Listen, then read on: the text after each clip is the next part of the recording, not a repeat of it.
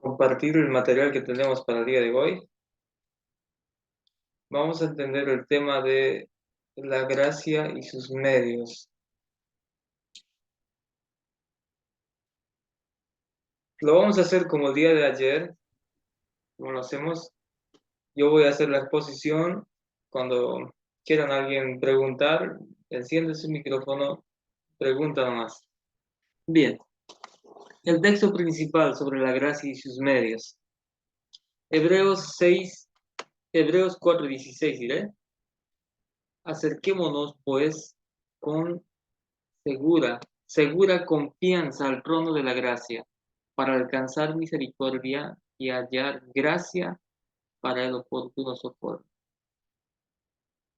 Meditando en ese texto, vamos a hacer una oración ahí nomás donde estamos. Bueno, voy a orar ya. Padre, esta noche nos encomendamos en tus manos para estudiar tu palabra. Recibe esta oración en nombre de Jesús. Amén. Bien, hermanos, vamos a entonces continuar. No tenemos mucho tiempo, tenemos solo unos 25 minutos, nos están restando. Vamos a continuar con el tema de la gracia y sus medios. Bien, acá nos habla con relación a acerquémonos pues hacia el trono de la gracia. El trono de la gracia es nada más que habla de eso en Jesucristo, ¿no? ¿Qué nos dice el testimonio a fin de conocerte? Por la gracia de Cristo podemos ser fortalecidos y maduros para que, aunque somos imperfectos, podamos llegar a ser completos en Él. Nos hipotecamos a Satanás, pero Cristo vino a rescatarnos y redimirnos. Somos salvos únicamente por gracia, el don gratuito de Dios en Cristo. Qué interesante, somos salvos, dice, por gracia. Gracia o gracias, vamos a decir, ¿no? Gracias a Jesucristo, entonces, somos salvos. Ahora, ¿cómo podemos participar de esta gracia?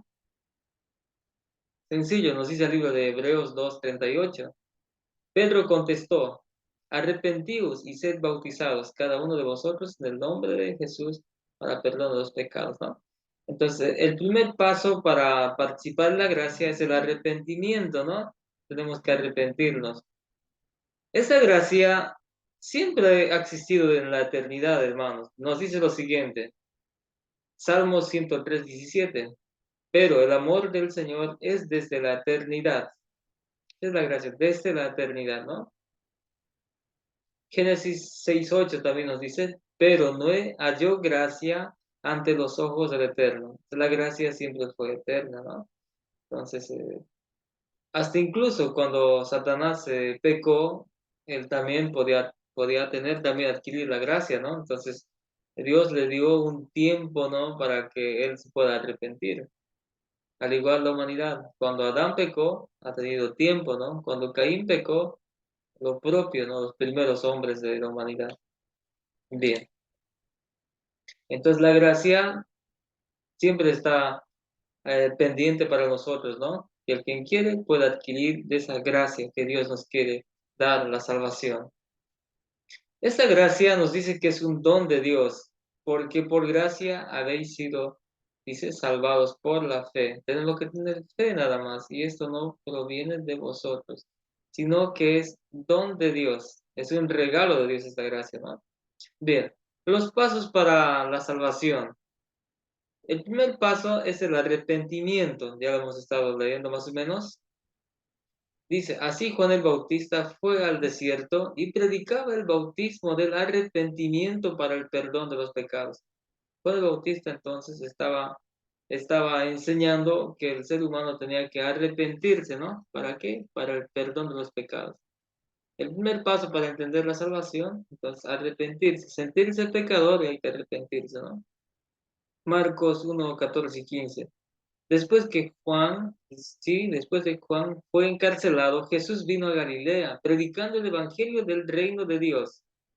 El tiempo se ha cumplido, el reino de Dios está cerca, ¿no? Arrepentidos y creed en el evangelio. Eso es lo que predicaban. A ver, ¿qué nos dice el libro de Apocalipsis también? Apocalipsis 3:19. Yo reprendo y disciplino a todos los que amo. Sé pues celoso y arrepiéntete, ¿no? Entonces, el primer paso para encontrar la salvación es el arrepentimiento, sentirnos pecadores, después hay que ahora, el siguiente paso, arrepentirse de los pecados, ¿no? Ahí está la gracia nos quiere salvar, la gracia es una salvación, ¿no? Bien. ¿Por qué será tan necesario el arrepentimiento? Porque nos dice en el libro de Lucas 13:3, antes, si no os arrepentéis, todos pereceréis igualmente. Entonces, tenemos que arrepentirnos, ¿no? Para que no perezcamos. Por eso es importante el arrepentimiento. ¿Será necesario arrepentirse primero antes de recibir la invitación de Cristo? Primeramente hay que arrepentirse para ir a Cristo, nos dice.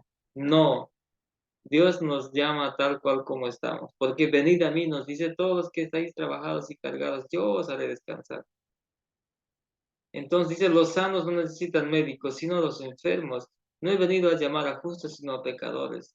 Entonces Cristo, la gracia nos quiere dar. Entonces todos los pecadores tenemos que ir a Él, ¿no? Lucas 15:7. Os digo que así hay más alegría en el cielo por un pecador que se arrepiente. Y estamos entendiendo el término del arrepentimiento para la salvación. Porque por 99 justos que no necesitan arrepentimiento, pero uno está mal tal vez, ese tiene que arrepentirse para encontrar la salvación.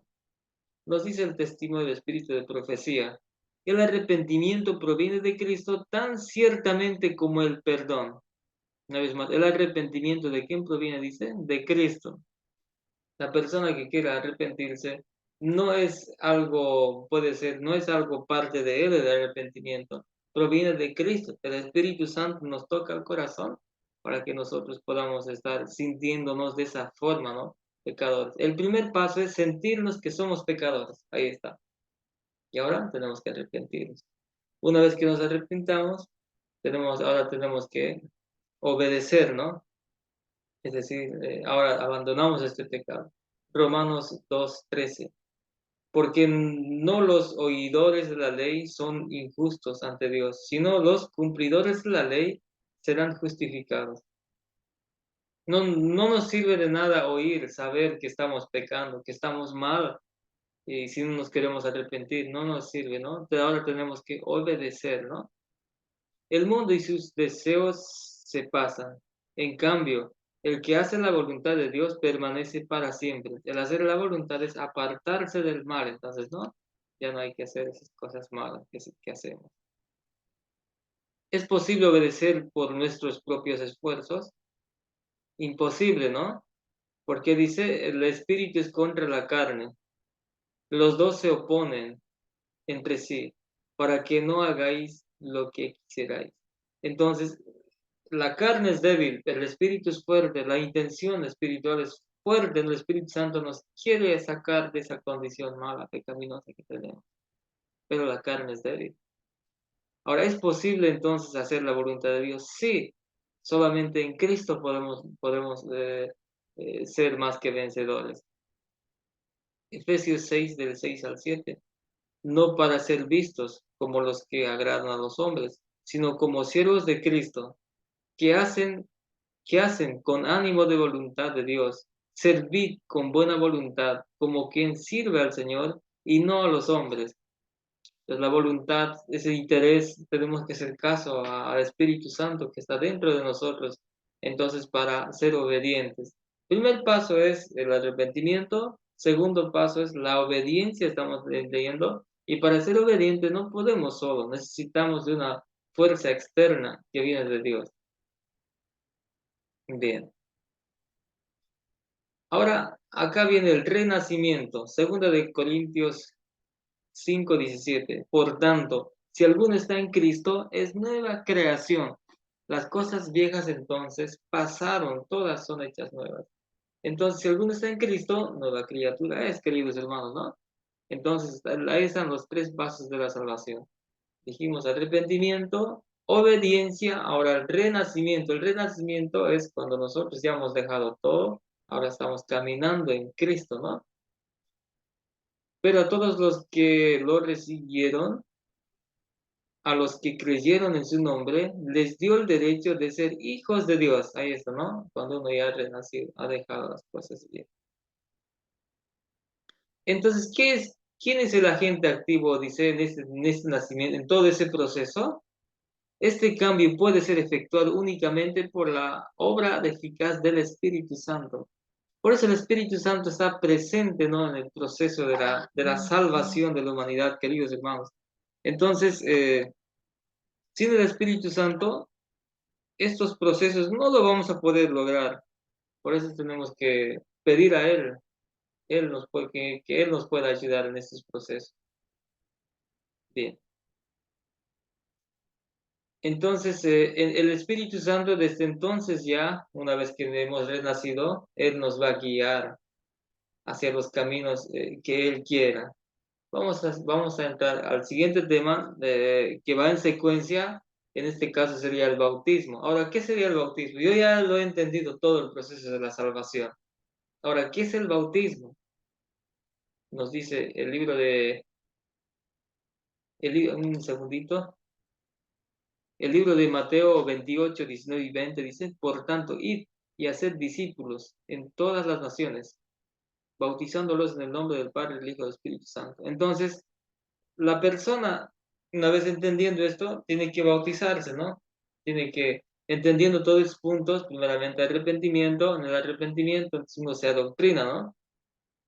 Abandono del pecado, entonces ya está caminando una nueva vida. Entonces ahora la persona, una vez entendiendo todos esos puntos, ahora se puede bautizar, ¿no? En esos puntos, en el tema del arrepentimiento, uno tiene que ir estudiando todos los principios que estamos estudiando, ¿no? Entonces, ¿qué es el bautismo? Viene del griego baptizo, ¿no? Que significa bañar o sumergir. Eso significa bautismo, ¿no? Es inmersión al agua, ¿no? ¿Qué importancia tiene el bautismo? Nos pregunta, ¿no? Juan 3:5.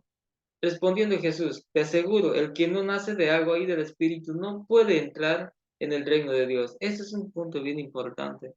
Ahora, de nada sirve hacer todos esos puntos, entender todo, pero dice que tenemos que nacer, ¿qué? De agua, porque acá nosotros tenemos que estar guiados por el Espíritu Santo.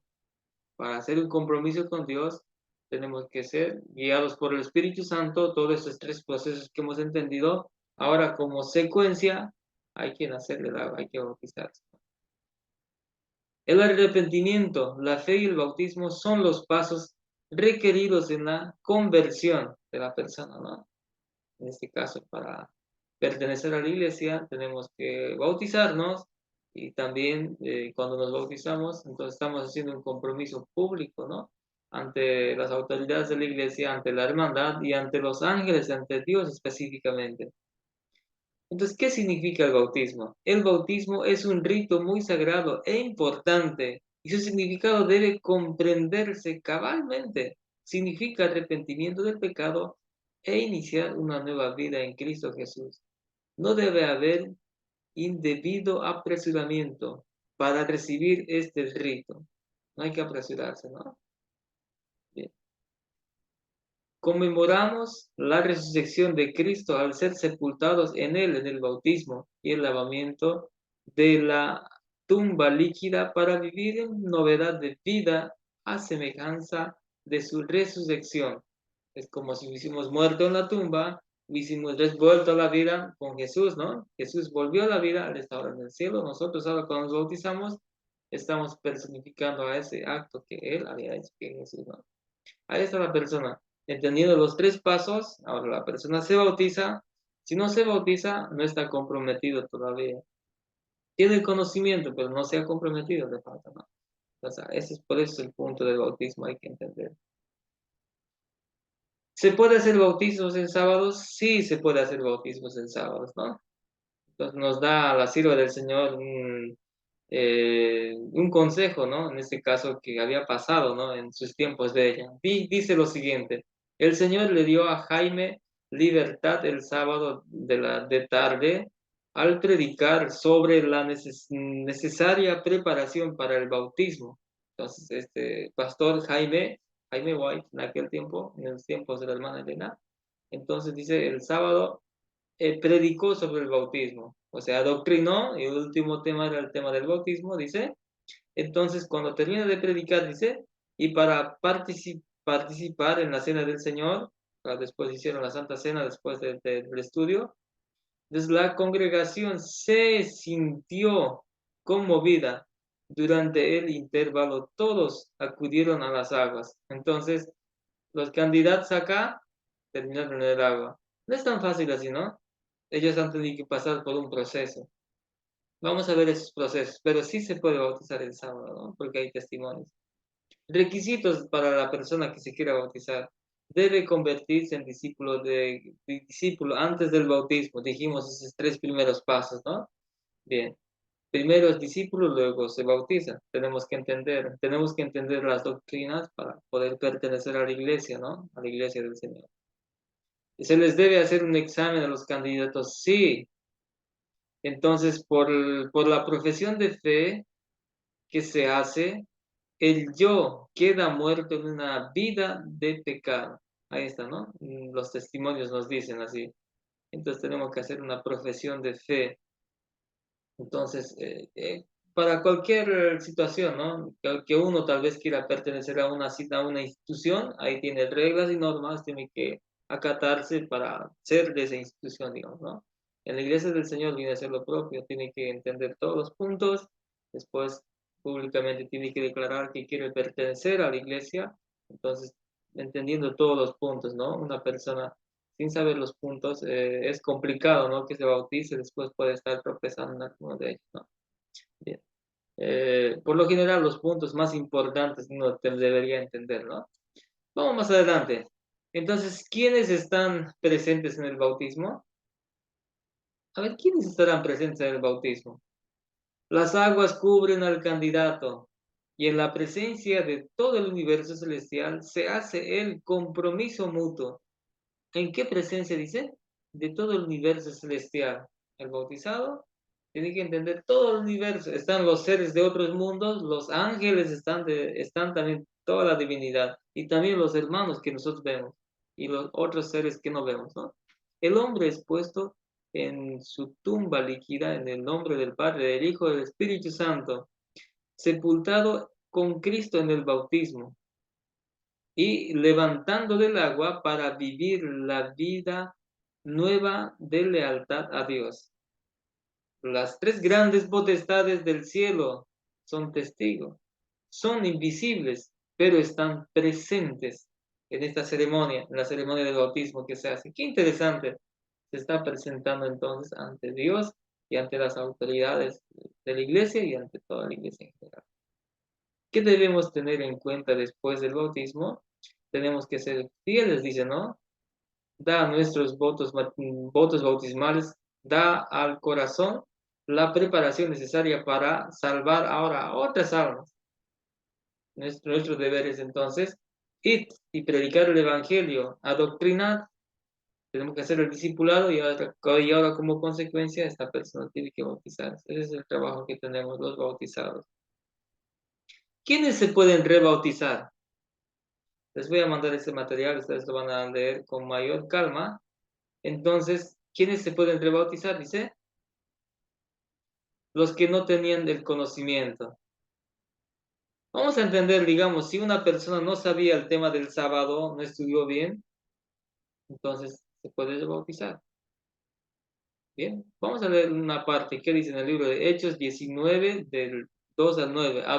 Los discípulos de Juan el Bautista se bautizaron entonces con Pablo. ¿Por qué? Los discípulos de Juan el Bautista entendían un punto doctrinal, no entendían. Por eso entonces ellos se han tenido que bautizar. Vamos a ver qué dice lo siguiente. Mientras que Apolo estaba en Corinto, Pablo, después de recorrer las regiones superiores, vino a Éfeso. Allí encontró a ciertos discípulos y les preguntó, ¿habéis recibido el Espíritu Santo cuando creísteis? Ellos contestaron, ni siquiera hemos oído que existe el Espíritu Santo. Estos discípulos entonces de Juan el Bautista no sabían del Espíritu Santo. Pablo les preguntó, entonces, ¿en qué fuiste bautizado? Ellos dijeron en el nombre de Juan. Dijo Pablo, Juan bautizó con bautismo de arrepentimiento, diciendo al pueblo que creyesen en el que había de venir después de él, es decir, Jesús.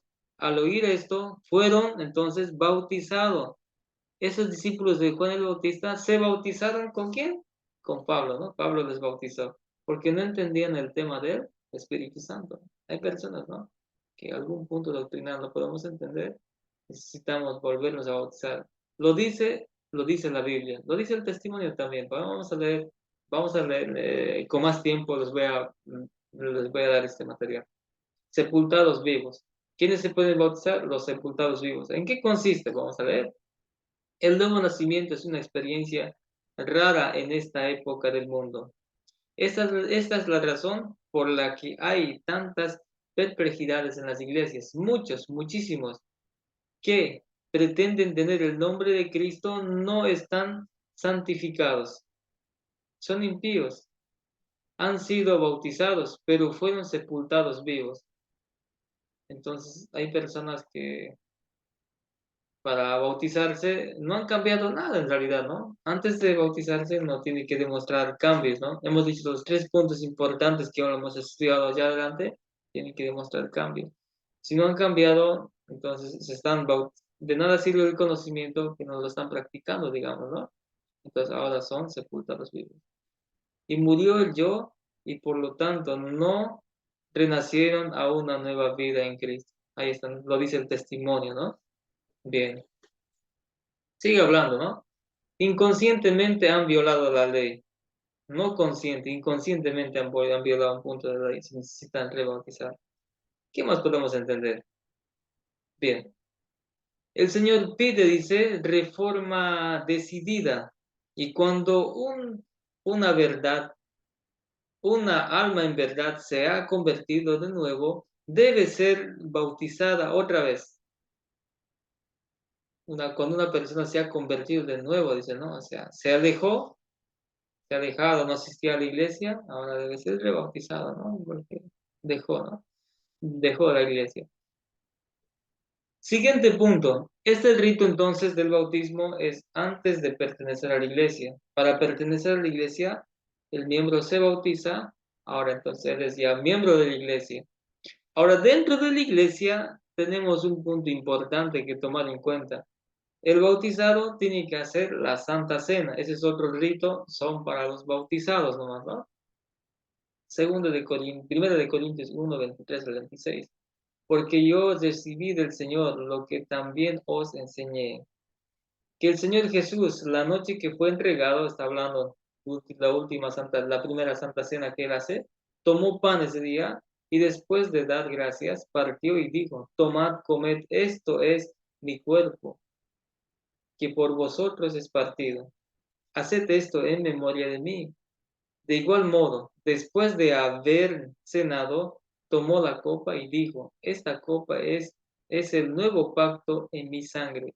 Cada vez que bebáis, bebedla en memoria de mí, porque cada vez que comáis este pan y bebáis esta copa, la muerte del Señor anunciáis hasta que yo venga.